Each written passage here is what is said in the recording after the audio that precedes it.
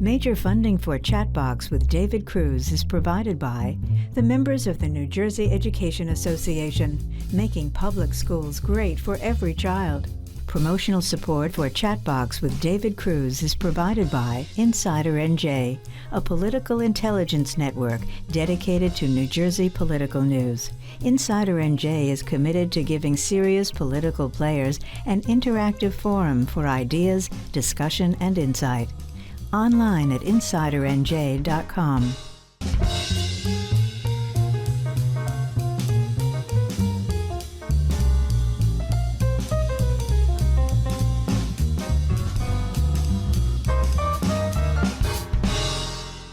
Hey everybody, welcome to Chatbox. I'm David Cruz. Listen, the world is weird, folks, and it's getting weirder. Our hope today is to hear from some less weird voices in our search for sanity and maybe even some context. We'll talk with two state senators from opposing parties about their tour to promote civility. That's in our second half, but we begin today with the state of things in D.C. and beyond and how it all impacts us here with the junior senator from New Jersey, Andy Kim. Senator, good to see you again, man. Welcome. Yeah, thanks for having me back. So things are really, really weird, right? I mean, It's a and mess. not in a good way. No, not at all. I mean, this is an embarrassment to our country, to our democracy. This is not how a government should be run. How Donald Trump is just pushing congressional Republicans to just walk away from these negotiations. Speaker Johnson canceled, the remaining sessions of the House of Representatives that were already scheduled before October 1st. He's canceling them. These are the types of things that are just an abdication of leadership, and I hope the American people see that. Can you quantify it, say from when you were sworn in, not that long ago, to today? I mean, the weirdness meter and the danger meter has gone up a lot, right? Well, look, just in general, what we see now is just a continued effort to just undermine our Constitution. I mean, we are in a constitutional crisis moment.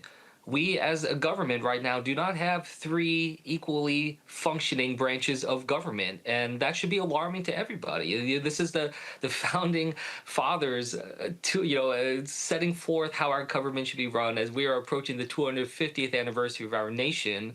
To know and see it break down like this is just abysmal. And I say that not just as a senator, but I say this as someone who worked in the federal government and as a civil servant. I worked through multiple shutdowns before, not getting paid for the work that I was doing. I worked under both Democrats and Republicans. And what we're seeing right now is an absolute failure by Donald Trump, that also, and the Republicans that are controlling both the House and the Senate. They own all of this mess. I want to talk about the looming shutdown in a minute and its impact on New Jersey. But we've been talking about the reaction to the Charlie Kirk killing. I know many people say it's a complicated issue, but is it? Can you say murder is wrong and also acknowledge that the person who was murdered stood for some horrible, ignorant things? We should be able to hold space for that mindset, no? Yeah, absolutely. I mean, violence in any form should be condemned. And this is something that should have no hesitation by anybody. And yes, in our country, you should stand up for the right for people to have free speech, including speech that we disagree with, sometimes even vehemently disagree with it. But we should protect their ability and their right to be able to say that. And yet those are not two ideas that are that are unable to be connected in. And I think that that's what we're seeing right now. We are becoming a country so fractured. The tribalism is so ingrained that we're losing that sense that we're part of something bigger than all of us. And our own political identities are now surpassing our identities as Americans, our identities as family members, as I've seen families, being pulled apart by our politics. This is so sad and something that I hope, gives us pause and recognize that we are on the wrong path as a country right now. Yeah. Changing hearts takes a little longer than we have today. So let's get to a couple of policy things here. Can you explain why there's another shutdown looming in as bipartisan a way as you can? What money are we talking about now that's holding all of this up? Yeah, well, look, what we're seeing right now again is the Trump administration trying to dominate and just completely control a separate branch of government. We're seeing the Article 2 branch, the executive, literally just trying to derail Article 1 and our legislative process. There's a reason why our founding fathers gave Congress the ability to set the budget. It was to act as a check, to be able to foster the type of dialogue necessary for a democracy. And Trump has no interest in this. He says that he doesn't want the Republicans in Congress to deal with the Democrats. He canceled negotiations. He just literally canceled meetings that were going to help negotiate this ahead of the deadline. And look, if you even take Donald Trump's word at this, a couple years back, before he was president, he said that a shutdown should be blamed on the president because the president is the one that should be bringing people together. And I agree with that. I think a president should be able to bring people together, and Donald Trump is doing the opposite of that. And he will be responsible for this if it turns into a shutdown. So, but what is it that's on the table right now that is pointing everything to a shutdown? Because I think, most folks at home, they're like, didn't we just deal with a shutdown 2 months ago? Yeah, it seems like we're always on the precipice. And look, a couple things here. One is that Donald Trump has shown absolute disregard for our laws, has not moved forward to be able to spend the money that Congress has authorized in the past. We see these rescissions happening. We have no assurances, and we've been seeking, but we have no assurances that if we pass a budget out of Congress, that Trump will abide by this. Yeah. In fact, his OMB director, Russell Vought, someone who I think is exceedingly dangerous. He's somebody that continues to flaunt, saying that what Congress passes doesn't have to be followed by the executive. So it's just one of those situations of why are we going to push forward on this unless we can get those assurances? What's the right impact? Now we're about to see. Mm-hmm. I'm sorry. What's the impact on New Jersey? What's it going to mean if there's a shutdown? Well, I mean, look, what I will say right now, first and foremost, is that many New Jerseyans are going to have and see an unbelievable increase in their healthcare cost starting. You're going to see those numbers starting October 1st. We're going to have huge premium increases. For those on the Affordable Care Act in the marketplace, these are going to go multiple fold. For many others, including those in private insurance, we're going to continue to see that. That's something we know is looming. This is a catastrophe that we know is about to hit.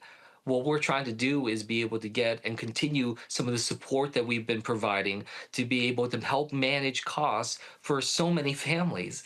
And these are families that are already struggling from the increased costs due to the tariffs and other disastrous policies that Trump has been pushing.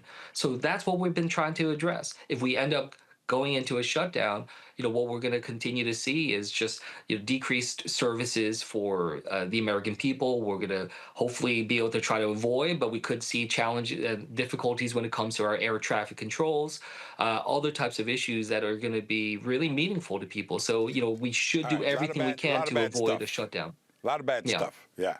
I'm running out of time here, but I wanted to get your take on the president's UN speech. In any other era, I mean, wouldn't this be condemned internationally, a speech like that? I mean, he told countries that they're dying.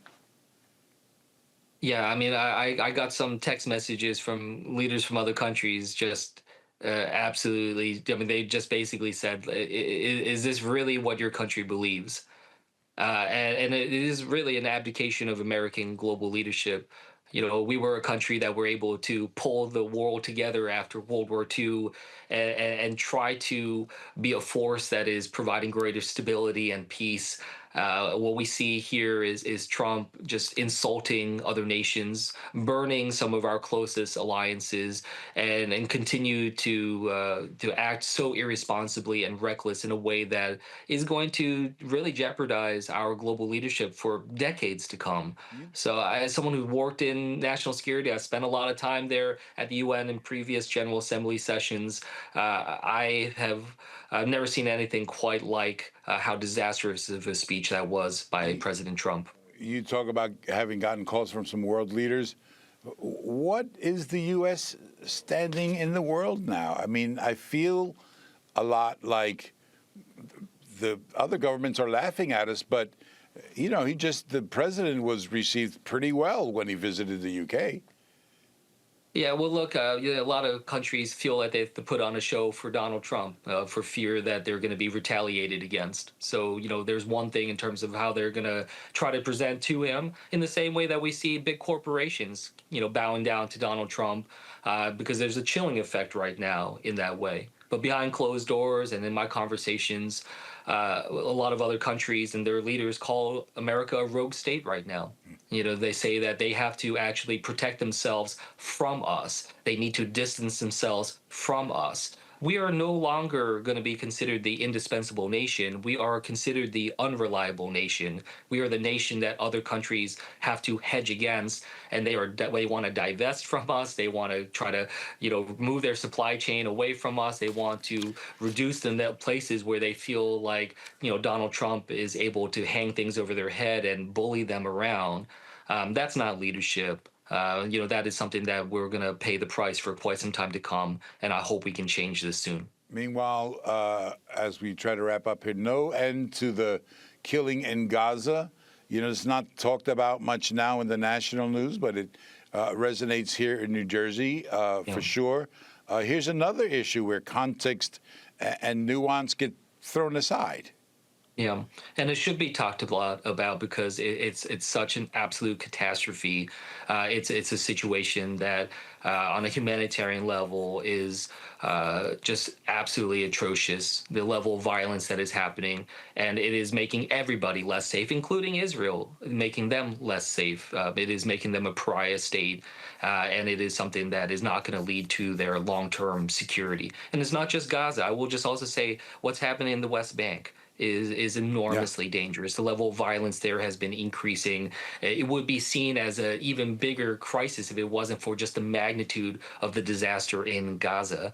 But the challenges are across the board there, and this has to be something that people take on in a much greater way. I'm continuing to push, and I hope that we can put the pressure upon Trump as well as Netanyahu and other leaders in the Middle East to be able to come to an agreement here and stop this violence. All right, Senator Andy Kim, good to see you, man. Thanks for coming on with us. Yeah, thanks for having me again. All right, what the world needs now is love, sweet love. Well, love is in short supply out there, as you may have noticed, but maybe civility is still within our reach. That's the hope of a tour just announced by Senators John Bramnick, a Republican, and Joe Cryan, a Democrat. It starts this week with an appearance at the Eagleton Institute, but before all that, they're here with us for some polite conversation. Senators, welcome. Good to see you both. I take it, Senator Bramnick, that this was your idea. How did this come about? Senator Cryan gave me a call after the murder of Charlie Kirk, and he brought it up. And, of course, I've always been interested in civility. And the only thing bad about this tour is Joe's really smart, and he'll probably out-debate me. But I got some good substance on my side. But it started with Joe's phone call. That's a Republican trick, Cryan. Don't go for it. He's lowering expectations. So yes, what was your thinking about this, Senator Cryan? Why the call to Bramnick? And yeah, frankly, the call was in the evening, 9:30 or so. I was watching the Kirk assassination coverage on CNN, and really felt as if it was a moment at the crescendo in this. In what we're doing and the dialogue, looking at the phone, frankly, looking at Twitter, X, and saying, wait a minute. And you know what, John and I have chatted about this in the past a little bit. As you know, John's been a leader in dialogue and in process and in policy as opposed to vitriol kind of conversations. So we discussed it, and John's kind of run with it, and I'm really pleased.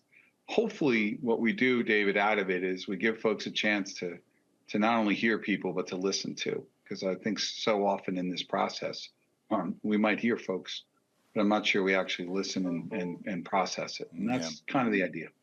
Bramnick, were you particularly friendly with Cryan? I know your districts are, I don't know if they're adjacent, but they're close to one another. We both represent Union County. Yeah. When I say friendly, I would say yes. We Collegial? haven't spent a lot of personal time together, but when I've been on committees with him, Yeah. and when he starts asking questions, they're very substantive. He doesn't really. He treats witnesses with respect, but he asks very insightful questions. So this should be very interesting.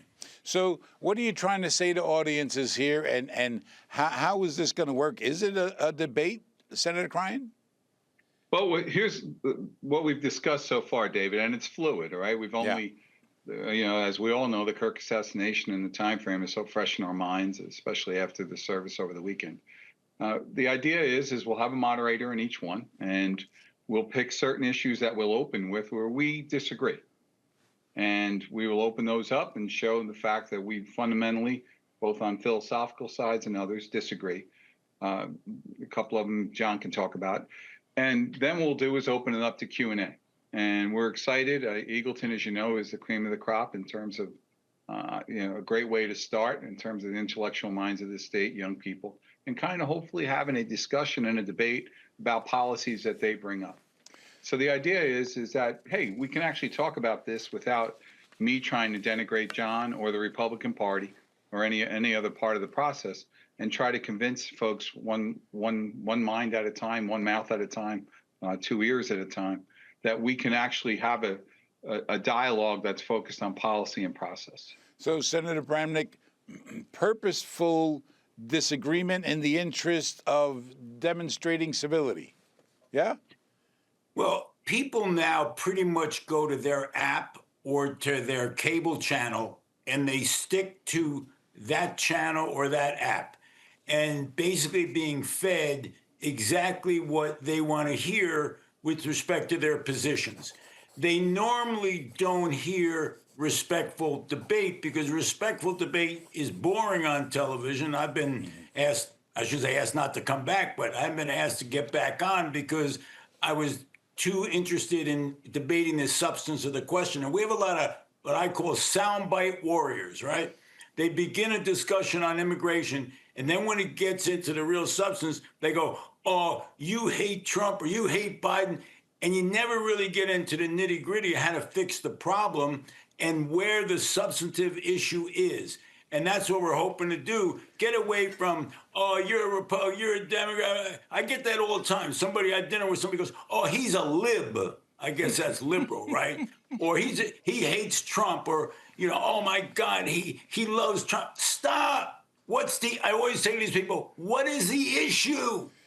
So, Senator Cryan, what's the goal here? It's not a debate in the sense of, oh, this side won or the other side won. I mean, it's sort of like, is it a sparring match? If we have issues that come before us that we fundamentally disagree on, hopefully it is a sparring match on issues. What I don't want, I know what both of us don't want, is we don't want to see things denigrate the way they are today. The story, David, that you asked about when I started earlier, I was watching CNN on the Kirk coverage and decided to, with my wife the next day, watch Fox News on the same coverage. And I will tell you that it's significantly different. And it's just an instinct to, I'll be candid, hitting 600 on Verizon and throwing on CNN for coverage. Actually had to find my Fox channel, but understanding, you have to start learning different perspectives. You have to hear with both ears. So the idea is, look, I hope we have some really engaging debates. I hope that there are issues that are brought up that we fundamentally disagree on that we haven't spoken about. We've spoken about 5 or 6, just so that we can have an ability to kind of kick off the conversation. But I know both of us are really looking to engage the folks that are kind enough to join us. And hopefully they walk away with what we walk away with, a different point of perspective, but a respectful one. There's a move Dave, on. This Go may ahead, be, Senator.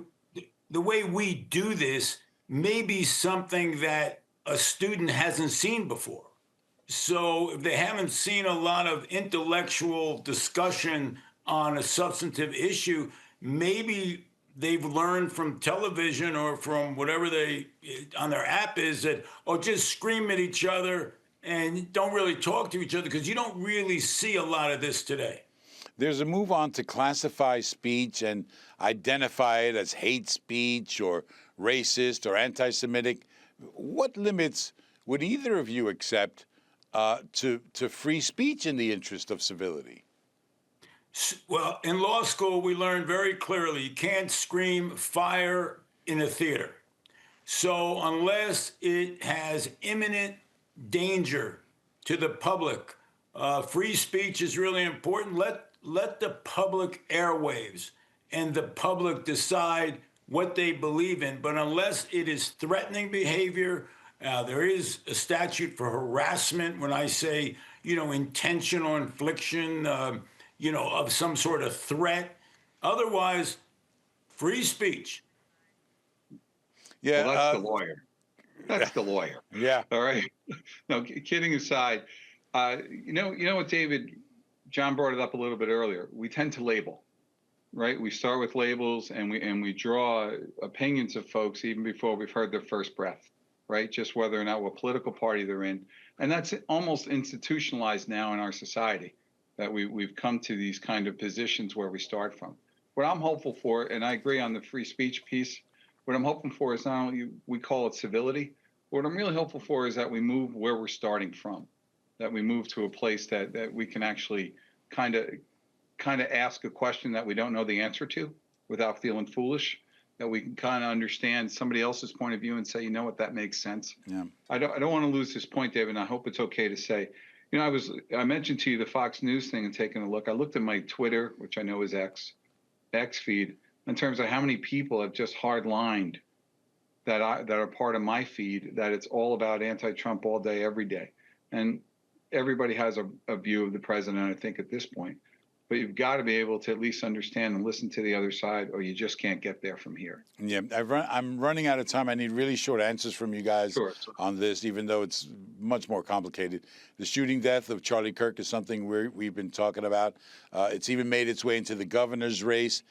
I have to say that I heard very few things in my admittedly limited exposure to Charlie Kirk that I would describe as civil.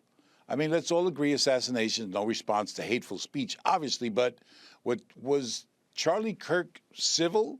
And do we have to accept what a lot of people describe as hateful speech in the name of civility? I got really short time. Let me start with you, Senator Cryan. No, you don't have to accept it, but obviously couldn't agree with you more on the assassination piece. But the idea of this is that we learn to understand it. Bramnick? Well, Charlie Kirk said many things that I really disagree with, and I don't think it was in the best interest of the country or my party, but he's allowed to say it. And to kill somebody because you don't like what he's saying, that's the end of democracy. All right. I can't let you guys go without giving me a prediction on the governor's race. Let's start with you, Bramnick. Chitterelli by how many points? First of all the polls aren't supporting Jack right now, so I think I'll just pass that question on to Senator Cryan. All right, Senator Cryan. Cheryl by how many points? Cheryl by 5. Our base gets motivated, and folks realize how important this election is, not only for New Jersey, but the country, to send a message. See, that's guts there, Bramnick. Yeah. I was gutsy. I was very gutsy. I said I saw the polls. You know, do you believe in polls anymore? I do. You do. Cryan doesn't. Well, polls have changed. Republicans under poll, Trump under polls, and Democrats need to be aware of that fact as well. Disaffected Democrats also under poll. All right, good. A month ago, guys, ready on it. All right, Senators John Bramnick, Joe Cryan, bless your efforts, guys. Thank you for coming on with us. Thanks for having us. Thank you. Finally, today, I know you've heard WNET, which operates NJPBS, is ending its contract with the state at the end of June. Someone else, hopefully, is going to run the state's public broadcaster in 2026. How could something like this happen? Well, I could share my theories, but it wouldn't change a thing. Let me say this, though. the journalism that takes place here, the in-depth coverage of things that are really important, brought to you by knowledgeable people from here, that continues.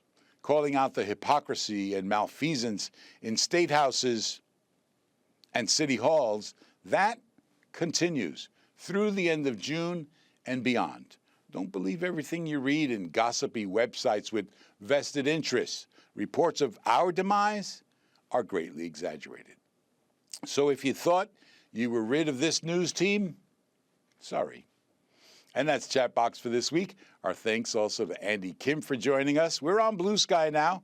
Follow us there at David Cruz NJ and scan the QR code on your screen for more Chatbox.